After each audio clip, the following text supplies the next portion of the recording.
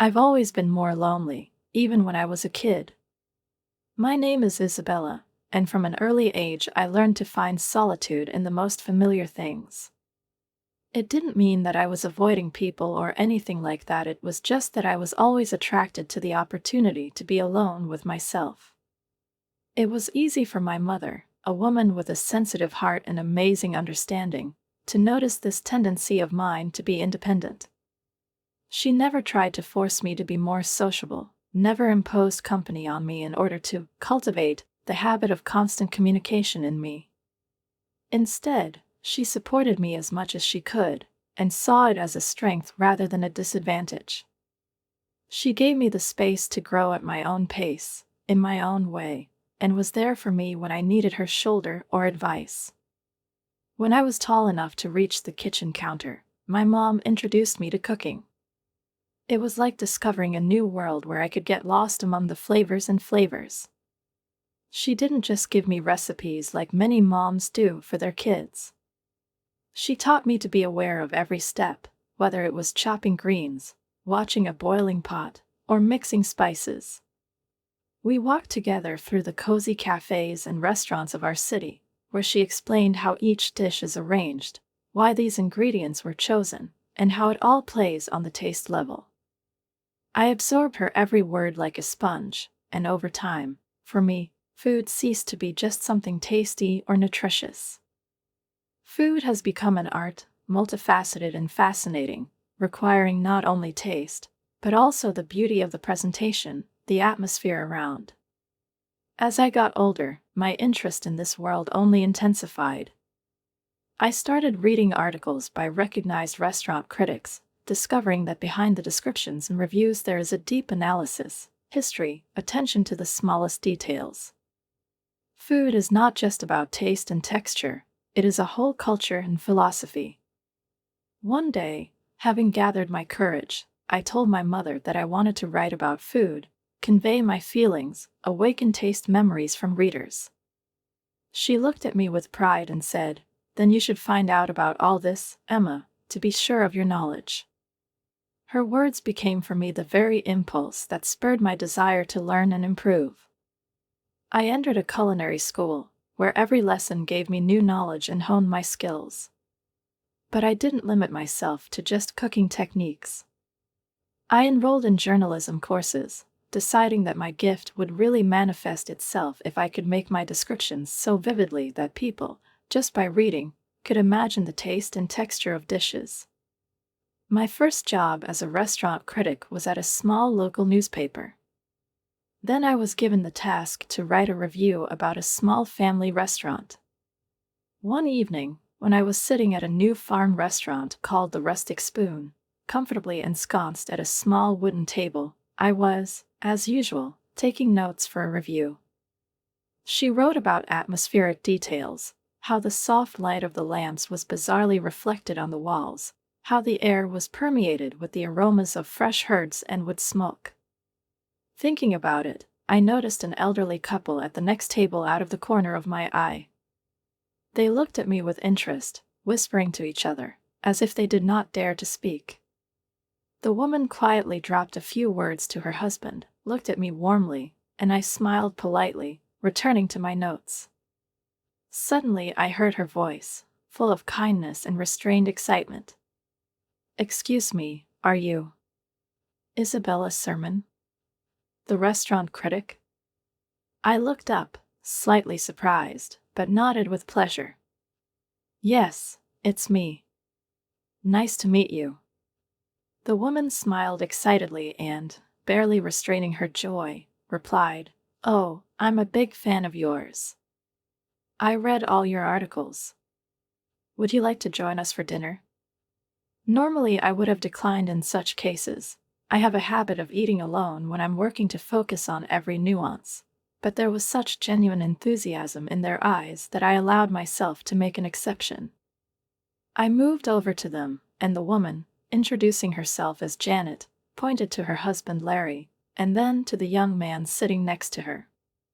"This is our son, Scott," she added with pride, which made her face shine.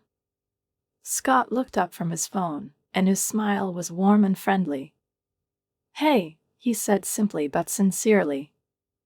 We quickly switched to a casual tone. Janet and Larry asked with interest about my recent gastronomic travels, and Scott occasionally inserted witty comments that made us all laugh. As the evening progressed, I suddenly realized how much I enjoyed their company. It was especially easy for me to communicate with Scott. It was as if by chance we discovered common interests, a love of independent cinema and silly puns. It seemed that you could talk to him about everything and nothing at the same time, without experiencing a drop of tension. When dinner came to an end and it was time to say goodbye, Scott, somewhat hesitantly, paused, and then asked, "Can I have your number?" "Well, in case I need them."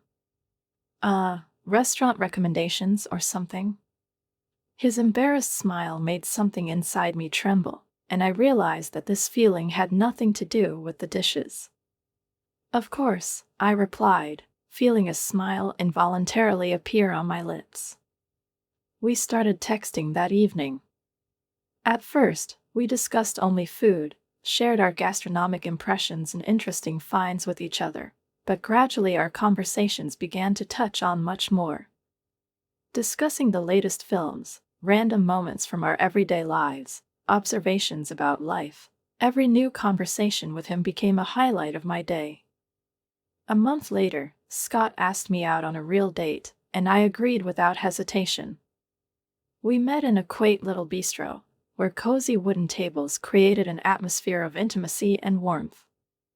I sat down opposite him, looking intently into his eyes, and suddenly realized how calm I was in his presence.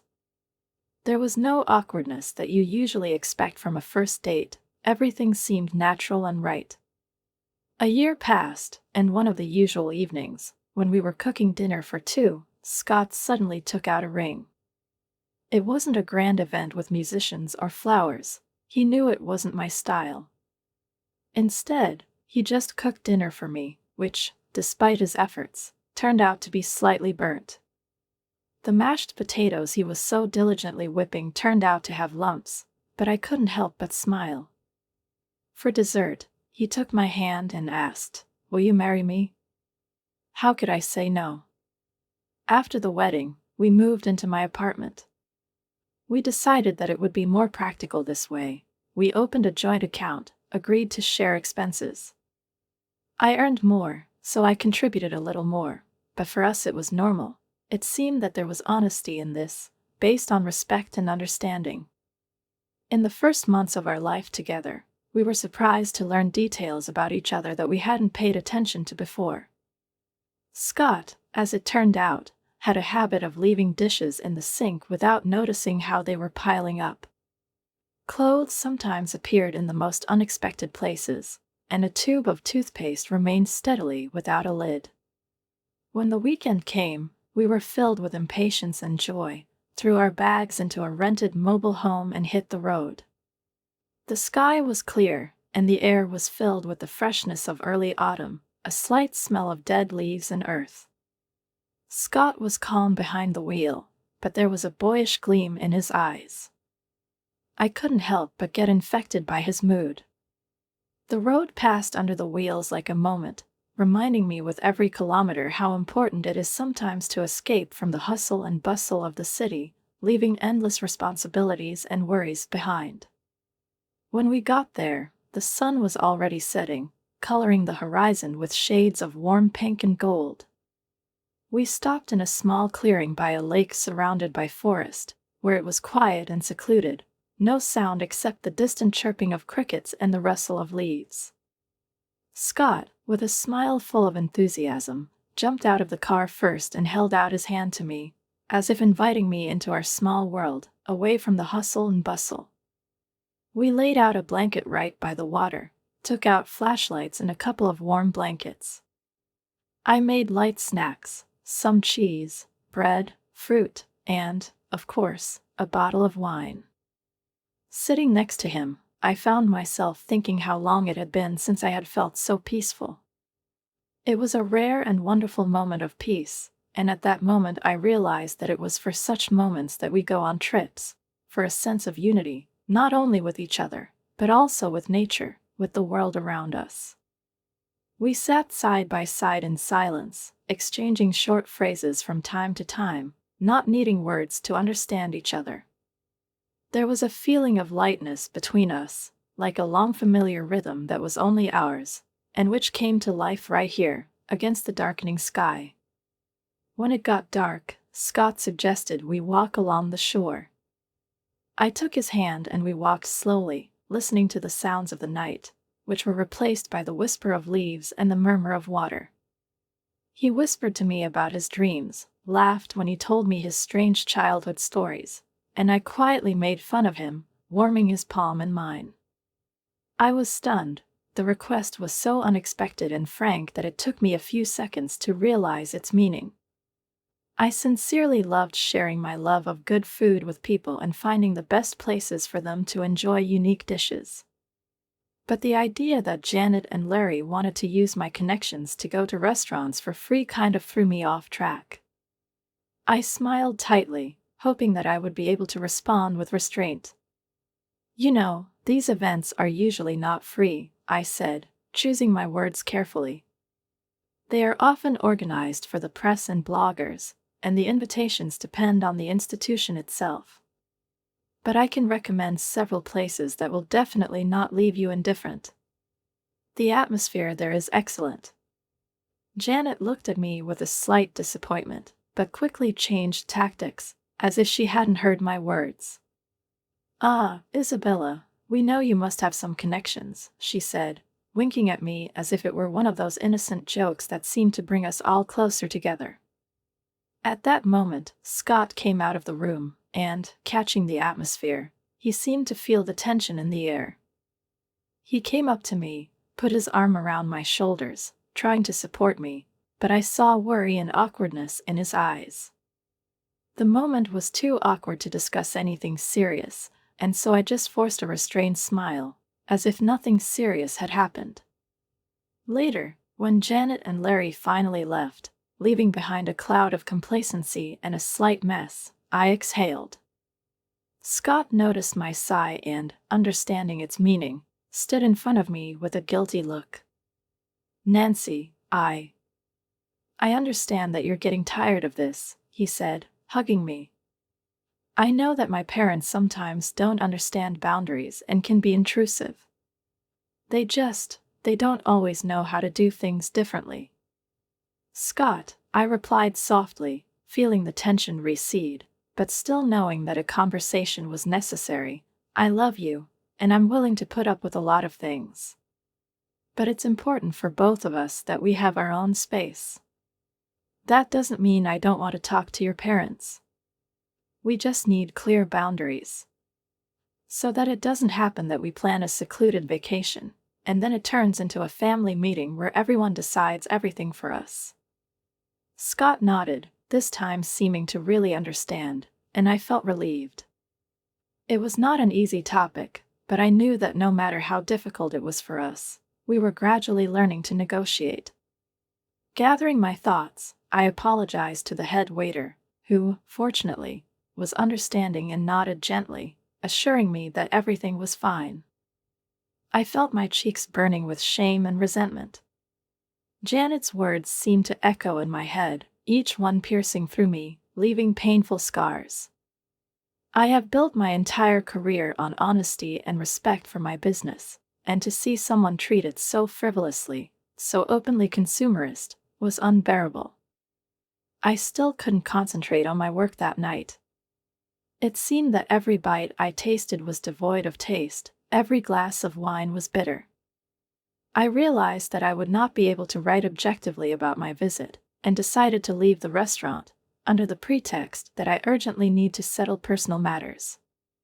The head waiter helped me call a taxi, and, getting into the car, I stared out the window, watching the lights of the evening city that flashed by. I felt exhausted and drained. When I returned home, I was greeted by silence. Only a slight noise from the street made its way through the walls of the apartment. I knew that a conversation with Scott was inevitable, but I needed time to realize and analyze what had happened. I sat down on the couch and buried my face in my hands, trying to collect my thoughts. Everything that seemed simple and understandable to me in our relationship suddenly turned into something alien and unnatural. Scott returned a couple of hours later.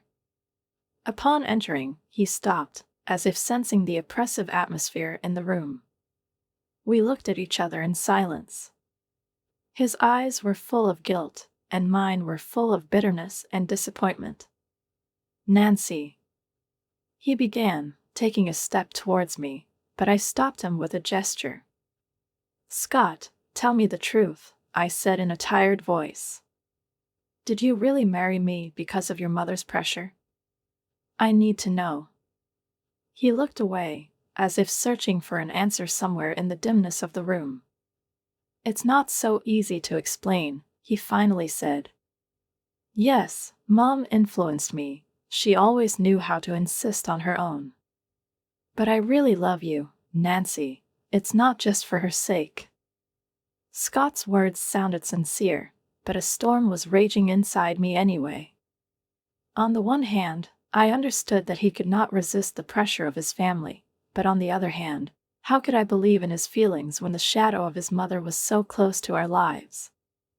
"Scott," I had to suppress the tremor in my voice. "I want to know what I can count on in our relationship. I can't just be someone who fulfills your family's whims or solves their problems. I need clear boundaries and confidence that there is something more between us than your parents' expectations."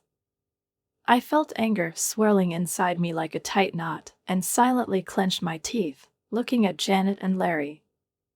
Everything that had happened in recent months flashed before my eyes: how Scott and I worked to restore our trust, how he swore to me that he would never allow this to happen again, how he promised to protect our relationship from interference.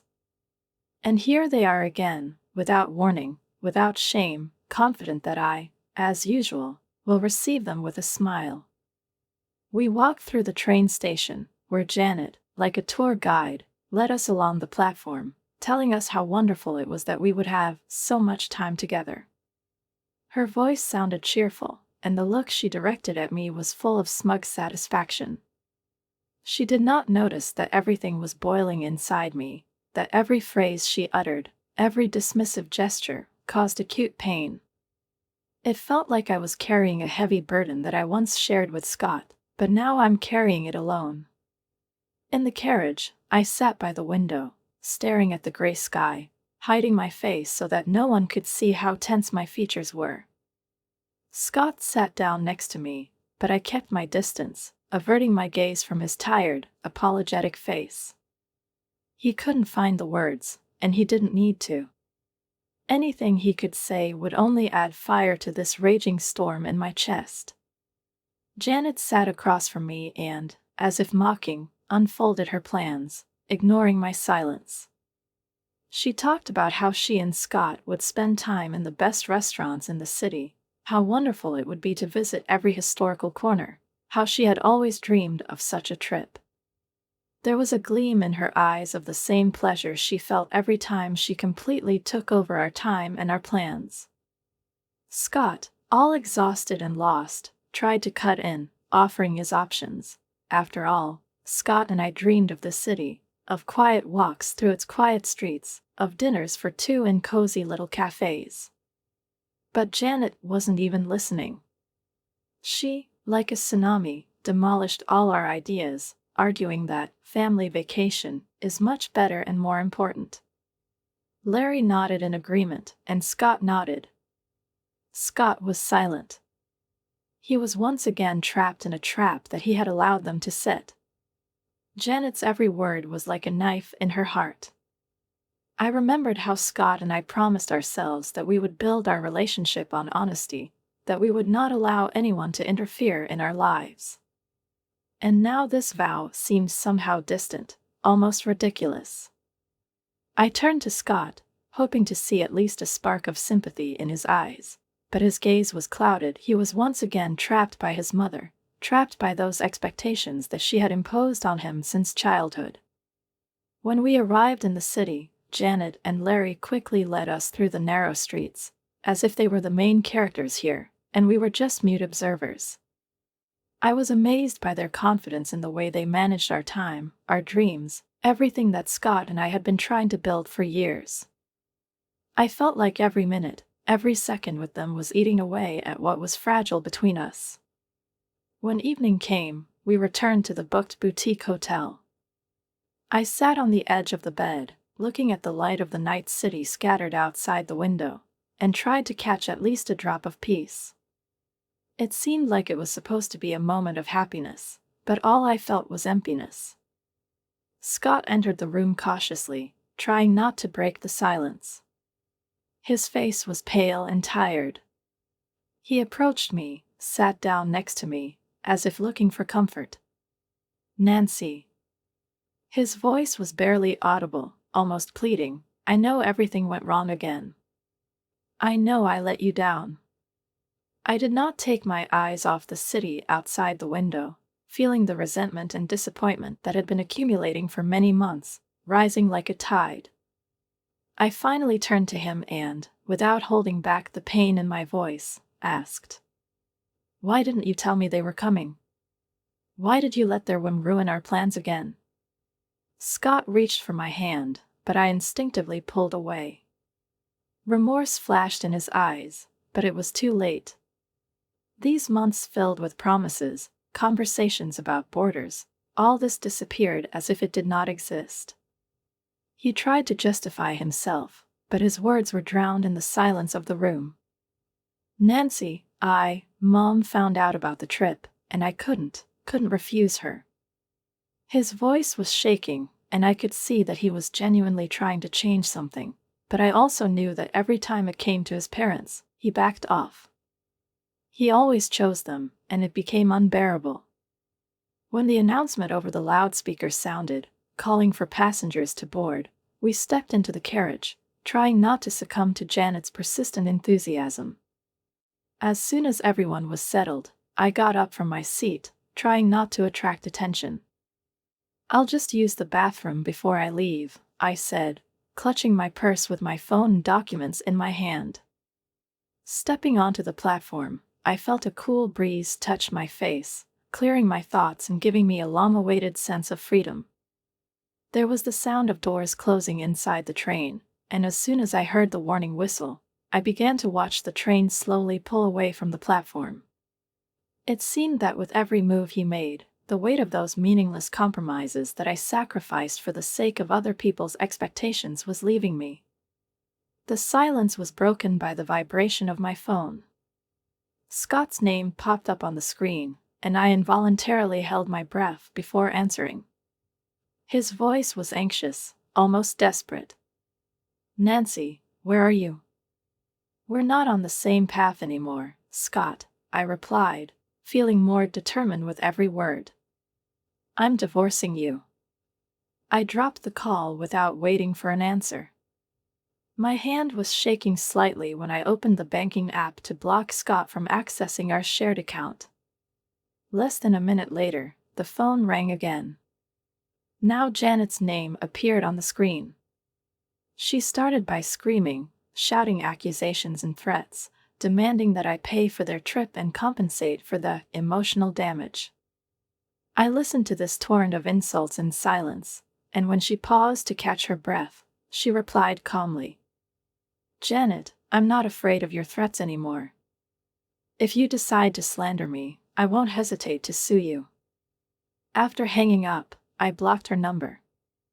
Then, without hesitation, I blocked both Scott's and Larry's number, just in case. Taking a deep breath, I called a taxi and drove home. The weekend passed in a blur, filled with emotions and a lot of practical things. I packed Scott's things, went to a lawyer, and started drafting the divorce papers. By Friday, I was feeling drained, but I realized that this was just the beginning of a new stage in my life. The sound of the key turning in the lock made me freeze. Scott came in looking battered and desperate. His face reflected all his inner chaos.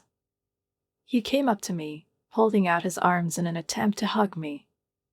"Nancy, please," his voice was full of pleading.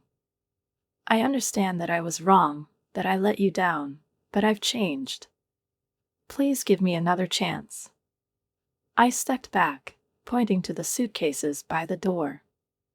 "Your things are packed. It's time for you to leave," I said firmly. His face contorted in pain. "You don't mean—" "Nancy, I've learned my lesson, really. During the trip, I had a serious argument with my parents and told them that I would no longer pay their expenses. I even stopped communicating with them. Please, give me another chance." I just shook my head and handed him the divorce papers. "It's too late, Scott. It's not just about your parents. It's all about trust, respect, and the life I want to live. We want different things, and that's okay. But I can't go on like this anymore." After a long pause, he nodded, his shoulders sagging in defeat. He took his suitcases, and when the door quietly closed behind him, there was silence in my heart for a moment. It was all over, but this calmness did not bring pain, it was a relief. The next few weeks were difficult, but also filled with a kind of freedom. I methodically handled the divorce, and the process went smoothly, thanks to my prepared notes and Scott's obedient consent. I found solace in work, cooking, writing new articles and recipes. Once again, I had the feeling that everything I do belongs only to me, that my work no longer depends on other people's demands and opinions. When everything finally settled down, I found myself alone again, but this loneliness no longer seemed scary to me. I began to enjoy small moments, experimenting with new dishes, spending quiet evenings with a good book and communicating with my subscribers, knowing that no one else would condemn my decisions. One evening, sitting on the balcony with a glass of wine, I looked at the lights of the night city and suddenly realized that I no longer feel any pain or regrets.